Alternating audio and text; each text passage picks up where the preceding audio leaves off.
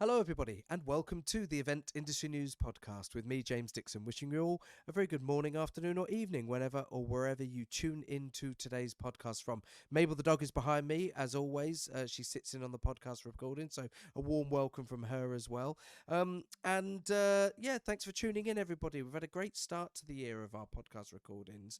Loads of great guests, loads of great content, loads of great topics.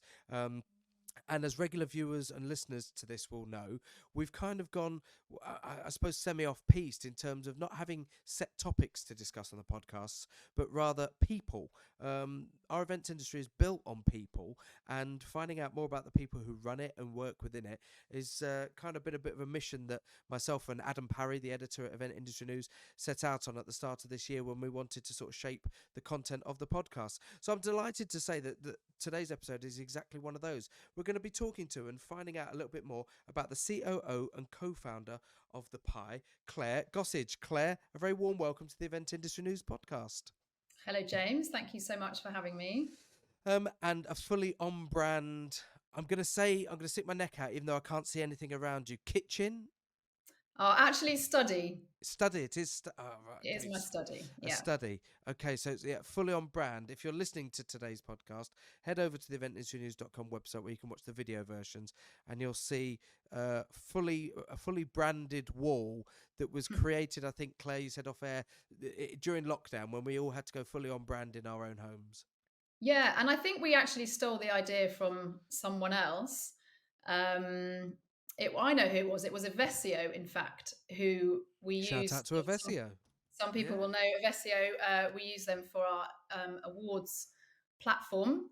And they had a branded backdrop that we noticed during calls when COVID started.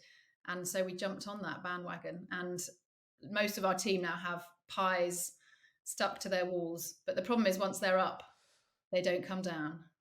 Well, more about pie, as we get into today's episode. Let's find out a little bit more about you, if we can, Claire, before we get to sort of the nitty-gritty of events and the business side of things. Tell us a little bit about yourself and your own journey and how it's led you to being COO and co-founder of the Pie. Well, where should I start? I guess I'll start from my early career. So I studied languages, not knowing when I chose my degree what I wanted to do. So followed the advice of a teacher at school who said, "Don't worry, but study the subjects that you enjoy and that you're good at," which I think still to this day is very good advice and is one that I'm giving my son as he chooses his GCSE subjects at the moment. So I studied French and German, and one of the big parts of that my degree was I spent my third year abroad, working in Paris for a couple of months in Bosch Siemens in their communications department. Wow. And then I taught English in Austria at two secondary schools for a year. And then I travelled in the summer holidays after that. So that really kick-started this international element, I suppose, to my life, and the fact that I really wanted to have an international element to my job. So when I graduated, I had a vague idea that I wanted to get into marketing or PR without, to be honest, really understanding the ins and outs of what either of those careers involved, Sure. but found a job at a language school as sales and marketing coordinator. And it was a brilliant start to what has ended up being a very international career. So I was promoting a group of English language schools overseas to mainly agents who would then refer students to us. So account managing, Yeah. clients in Japan and Colombia and France and Germany. So I was using my languages, which was the main driver for that job. And then I worked at University of the Arts London. So moved across from the private to the public sector and was head of international marketing there. Similar focus was recruiting international students into the university. And through both of those jobs, I'd met my fellow co-founders of the Pie. So Amy Baker and Jane Gilham. We are a female-founded company and still are today. And we'd all been working in the international education sector broadly. Mm. Um, I think some people listening might think, "Mm, what does that mean? What is that as an industry?" Um, and globally, it's worth, I forget the number, but billions of dollars as an industry. So Sure. this is the movement of international students from one country to the other to study either a degree, or it might be going to high school or learning a language. Mm. And we spotted a gap in the industry media platforms, that there wasn't really, or there wasn't a media platform that addressed the whole of the sector. So we built one. So back in 2011, we launched the PI, which stands for Professionals in International Education. And we built a news website and a jobs board, and we were running executive search on the side, which actually kind of bankrolled us in the first year. Sure. So that And I was where get, it started. and I guess it very much a parallel there to Event Industry News is that it was founded as a digital platform. It's only ever existed in its digital form. Yeah, absolutely. And but I think that what's interesting is we didn't do events at the beginning, so that's been quite a new thing for us. Mm. But yeah, absolutely started as a digital news platform. Although we did used to print a magazine, a quarterly magazine, which we stopped printing in COVID, and that now doesn't exist anywhere. Mm. We moved that content onto the news platform, which makes a lot of sense. Sure.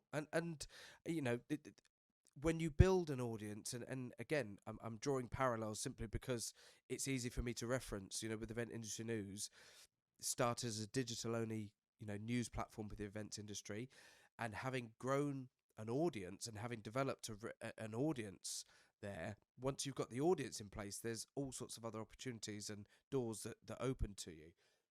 And obviously, in the same way that we have an audience and advertisers, you have an audience and no doubt advertisers on there, and the combination of both of those things opens the doors for events. Really, was it quite an organic process to sort of look at the numbers as they were developing, audience wise and commercial wise, and think there's an opportunity here?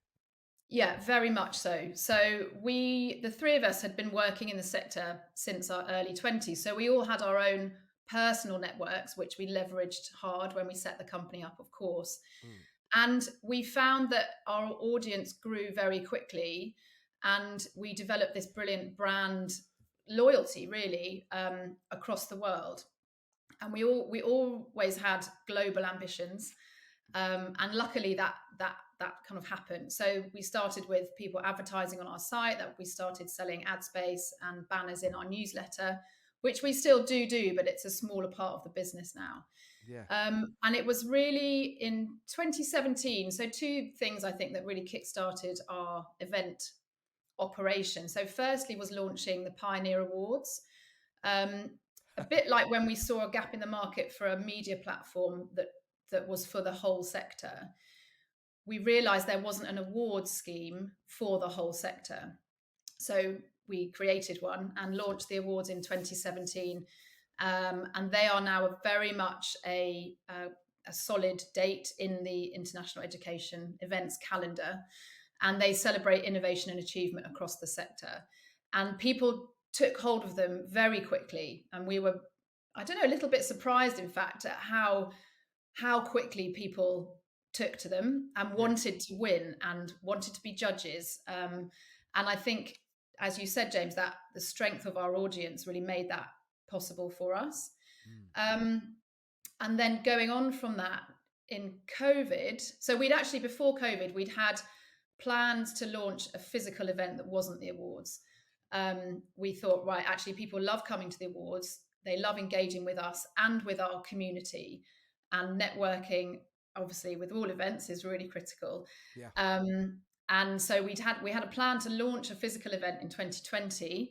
Of course, then couldn't do that. So we pivoted online, like lots of other organizations, running webinars, which took off very well for us. And then we delivered three big virtual conferences during COVID, um, which were a huge success. And because we had this global audience and engagement, we could deliver global events, seemingly quite easily in terms of getting Yeah. engagement. Um, And I'm and guessing then, sorry, if I may sort of interject, with the marketplace that you serve and your audience, running a digital event online in a period of time where all education had to become effectively its own digital event online, there must have been quite a lot of synergy there with what your audience was actually trying to learn themselves and what you were then potentially able to deliver as a digital conference.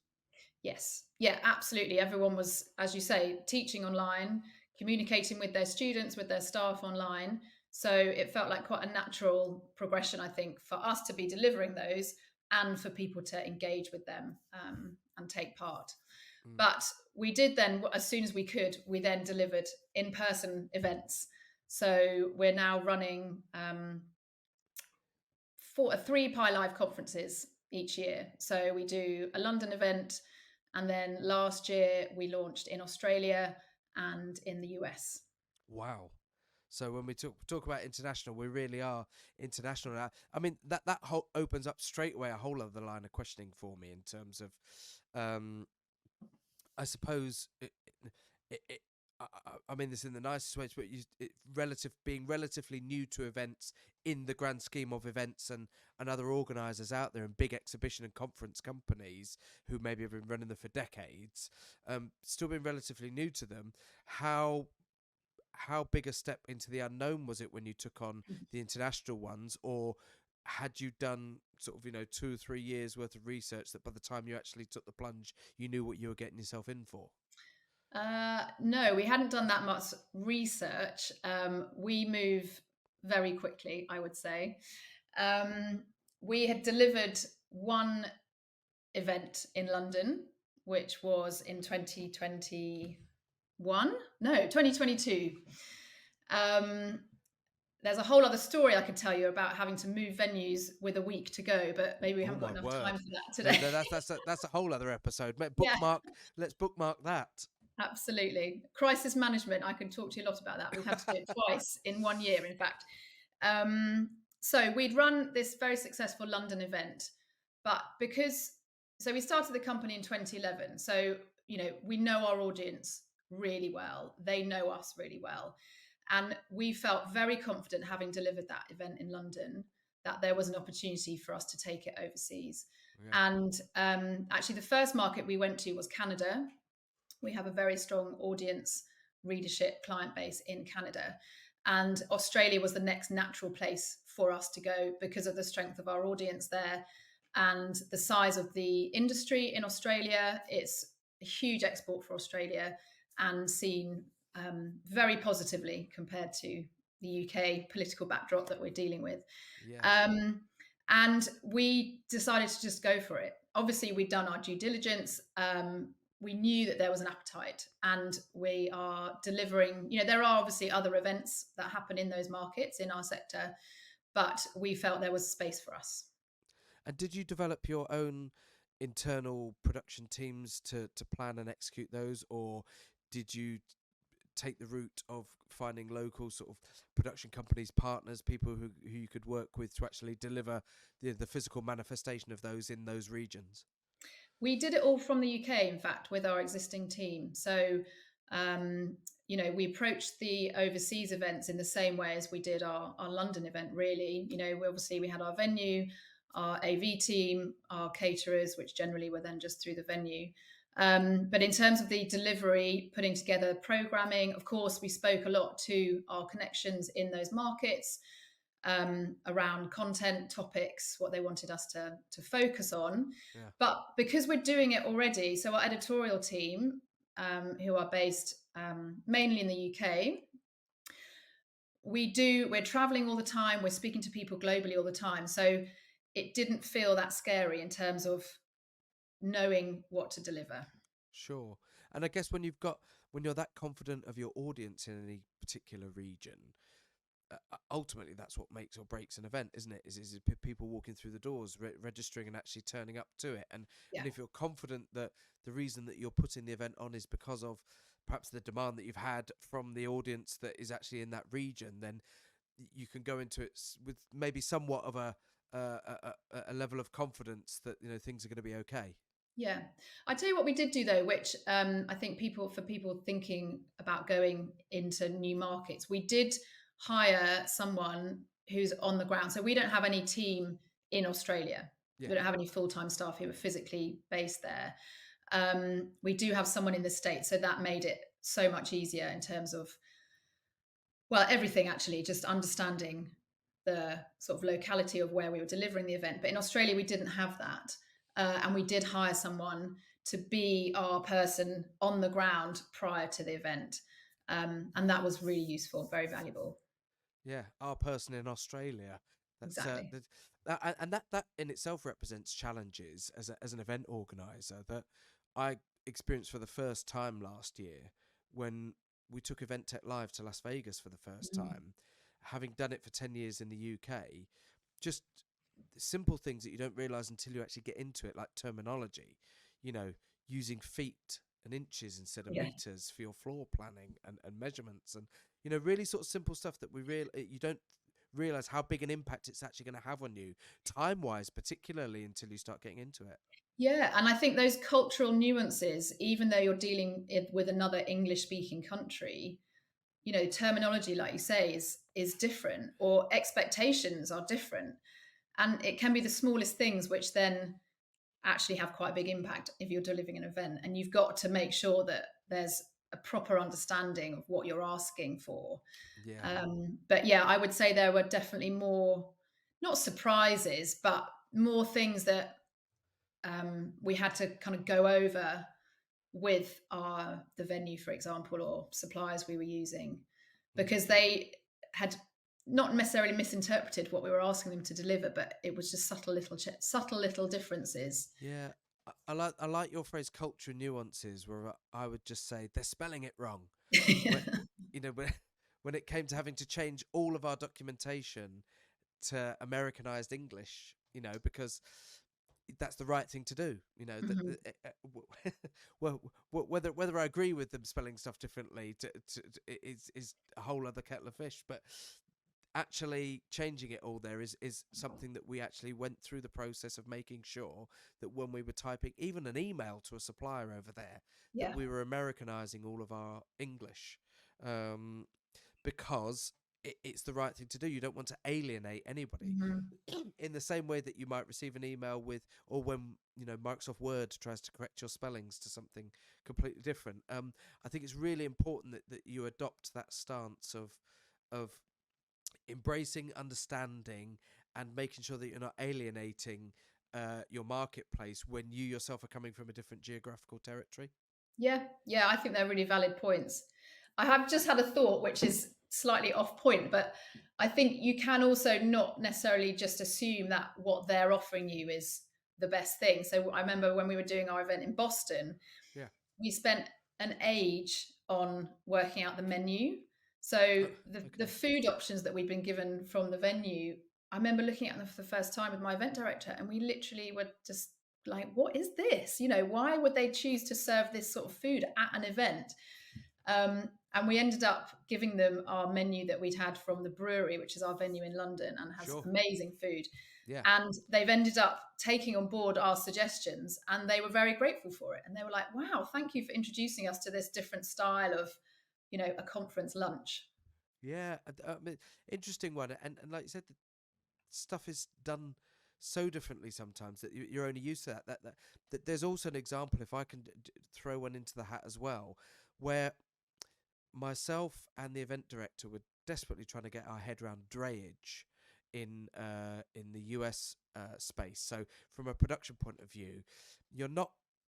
There's a lot of unionization of the labor force in Yeah, America, which you have to deal with, and effectively what it means is that whereas in the UK we're used to driving up to the back door of Excel in our own van or even our own car, opening the boot and being able to unload all the stuff for our stand at our exhibition, and then pack it down and go. You can't do that in a lot of places in America. You have to pay drayage. You have to pay somebody else to do that. yeah, And we were trying to get our heads around this, and we were thinking these prices are extortionate. It's going to add several $100s onto the cost of doing this exhibition for some of our exhibitors. And we were worrying about it for days, and then we had a moment of clarity where we realised they're used to it. yeah, We're the ones that are not used to it. yeah, All the exhibitors are. This is yeah, commonplace for them. They do these shows all the time in their territory. It's us. We're in the minority here who don't understand it. So yeah. we just need to, move on. Yeah. Just move on Although and I got accept it. told off actually because we were we when we were setting up again in Boston, we were moving what we would normally do, moving furniture around to make the layout as we wanted it. Literally the Ooh, hotel staff were saying, "I'm really sorry, but you cannot move any of those that's a tables." And union we're job. talking, That's a high union. top Yeah. tables. And they were saying the thing is you're potentially putting someone out of a job by doing that yourself. So please don't do it. Yeah, union labour. That's Yeah. a union job moving that. Yeah, all of these minefields. We'd love to hear you. And it's not a critique of this for anybody. We've got a lot of people who listen to this internationally and who listen to the podcast from North America. So hello to all of our North American friends who tune into this regularly. It's not a critique, but it's really just, I suppose, an analysation of the learning curve and how we are divided by a common language and just different ways of doing things. And in the same way that I found that strange when I did try to explain how we do things in the UK from a load-in point of view and a production build point of view and a load-out, that was also completely alien to them. Yeah. They couldn't understand it. So it is just horses for courses and understanding that, if we are going to work in different territories, you have to do sort of have that moment of clarity that we had, which is just accept that's how they do it. Yeah. And everybody else is used to it, but not, we are in the minority here. So Yeah. we Very just, true. we just need to move on. The manifestation of the event itself alongside, so that the conference, if you will, alongside the Mhm. awards, talk to us a little bit about how that's structured. We'll use London as the basis Mhm. of this. So you had the awards first. Do both events now take place sort of effectively alongside each other at the same time? How did you structure that? No, we kept them completely separate. In fact, so our awards we launched in September, and we've retained that spot in the calendar because it worked so well alongside another big event that happens in mainland Europe the week after our awards, and we made that a date choice on purpose so that international guests who are coming to this big conference in Europe, it changes city and country every year, would come to our awards on their way. And that Sure. remains to work very well to this day. So we didn't want to upset the date that we had already established for the awards. Um, so we actually run our London conference in March, which, in terms of our event, our calendar in the industry, is a good time of year. So I think like lots of events, kind of October, November, March, April are popular times. But this gap seemed to appear for us. And again, we ran it then in 2022 and we've held on to that March spot. But also because we have clients who sponsor, so sponsorship is a big part of the awards, and the same with our conferences. And we have some overlap, but not all the same sponsors. So some people Sure. would like to be associated with the awards, or some like to be associated with Pi Live. And again, we didn't want to disrupt that, and so didn't bring them together. Although we Yeah. did think about it. Uh, how difficult is it when you decided to go ahead with Pi Live? Um, is the academic calendar across the world, broadly speaking, similar? Is it wrong to assume that just because it runs sort of September to July in the UK for us in higher education and in schools, is that the same across all of your clientele? And how difficult is it to establish a point in the year where it's good to do something? Yeah, it's pretty tricky. I mean, in terms of the European, so the London event, that is mainly for a European audience. Yeah, And so actually the academic calendar is basically similar across Europe and also North America, so US and Canada. So we do have some people coming from those markets to Europe. What is completely different is Southern Hemisphere. So our Australia event, for example, we run in July. Their academic year is flipped, and so it doesn't match ours at all. And so finding a date that fitted them and actually our internal calendar at the Pi was quite challenging.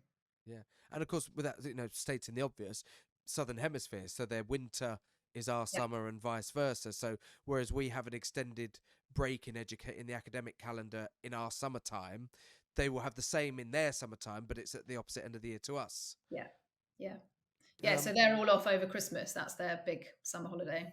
yeah, imagine that. Imagine having your summer holidays in school and Christmas falling in the middle of the summer Yeah. holidays. That would have been great. My birthday was right in the middle of the summer holidays as well. Oh. Yeah, there we go. The venue wise, Has Pi Live moved, or have you stayed in the same venue since you launched it? And what was the process in actually establishing and finding a venue that worked for you? Well, this is where I'm conscious of time, so I will not go into the full story, but we're going to do our first event at Stamford Bridge, so Chelsea Football Wow. Stadium. Yeah. Uh, that was in March 2022, get my years right. But our event was 9 days after Abramovich got sanctioned. So we I'm really decided, sorry to well, laugh there. Sorry, we Chelsea fans. discovered pretty quickly that we weren't able to go ahead at Stamford Bridge with this event that we planned. And so we moved it at the last minute to the brewery.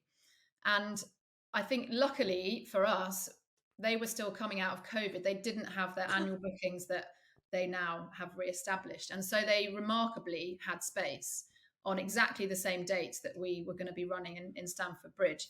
And we have a brilliant event planner. I'll give him a shout out, actually, David Tremmell, um, Hello, who David. literally pulled it out of the bag for us.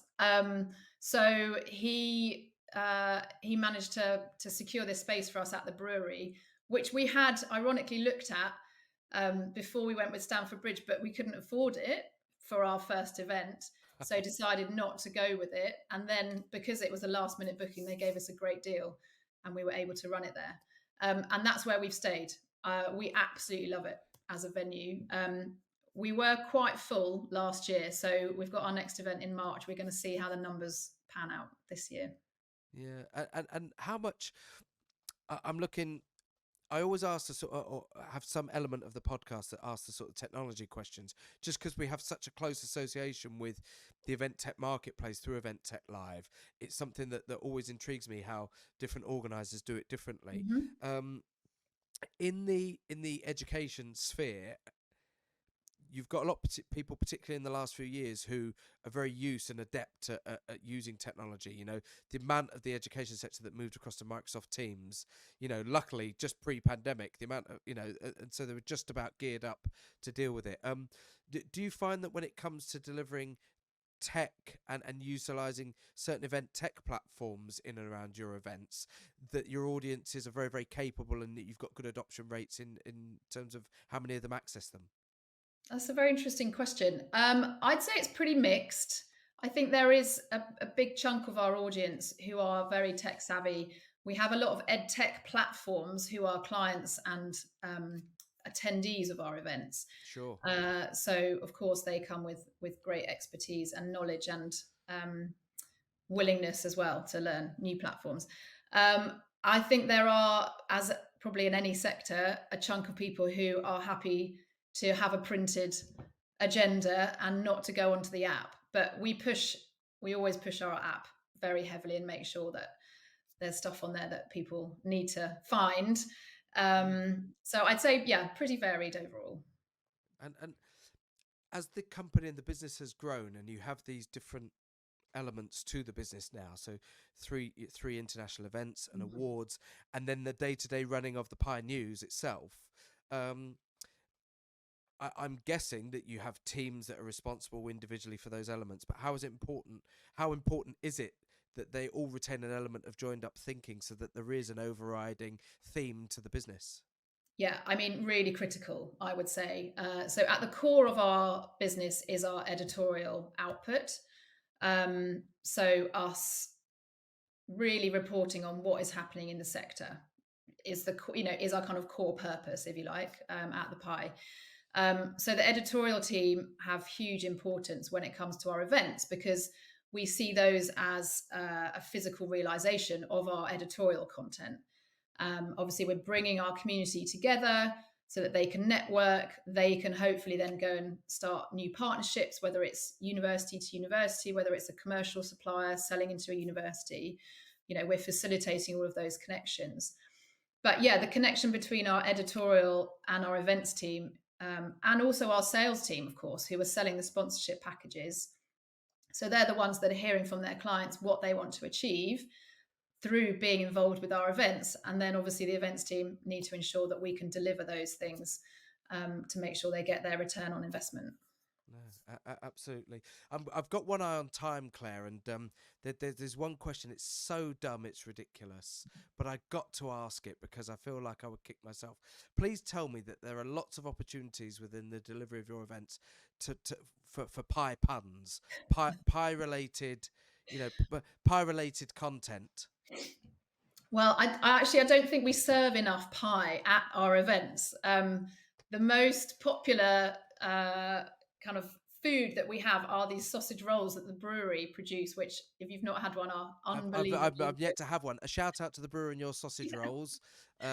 You'll find the address for Event Industry News on the website. Yeah, they have great catering. But no, so we talk about, pieces of pie, but maybe we need to inject a few more pie references. Yeah, I was just thinking that the caterers definitely need to have a special pie, the pie, Yeah. just I mean, we for did your have, event. yeah, at our certainly at the first awards, we did make sure that we had pie was our dessert. So we did have apple pie, Yes. which we thought was very clever at the time. Yeah, and of course, at your awards, you could go into all sorts of music-related puns, the final countdown, Oh, yeah, and anything along those sort of lines. But yeah.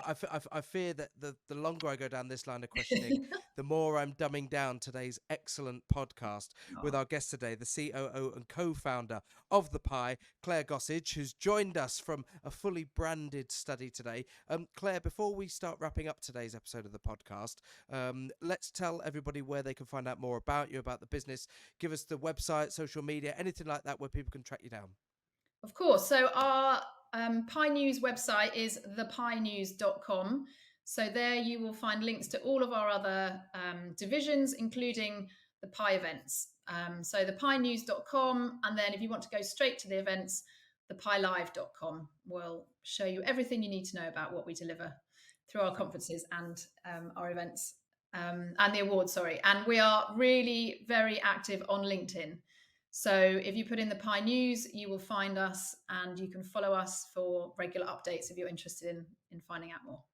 Fabulous. Thank you very much, Claire. And on the subject of following and regular updates, if you're listening to the podcast today, wherever you get your audio podcast from, thank you very much for tuning in and listening to today's episode. Please don't forget to go over to eventindustrynews.com for all the latest news, special features, supplements, etc. relating to the events industry. And that's all strands of the events industry. We've got live music, festivals, conferences, experiential, all of these sort of different vertical marketplaces that make up this wider thing that we call the events industry are represented on Event Industry News. So please do make sure that you head over to there and have a little look around, as well as, of course, the A to Z supplier directory. If you work in the industry planning and delivering events and you're looking for a product, service or supplier, head over to the eventindustrynews.com A to Z supplier directory, and I'm sure you'll find what you're looking for. We've also got video versions of all of our podcasts on the website. Of course, you may have started your journey there today and been watching today's episode. Thank you very much for tuning in if that's what you've done. But please don't forget to go over to wherever you get your audio podcasts from and make sure that you subscribe to the Event Industry News podcast so that you're notified of all the latest episodes as they drop once a week.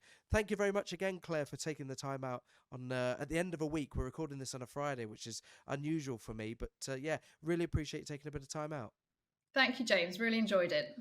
And we'll be sure to see you all on the next edition of the Event Industry News podcast. Thanks for joining us, everybody. Goodbye.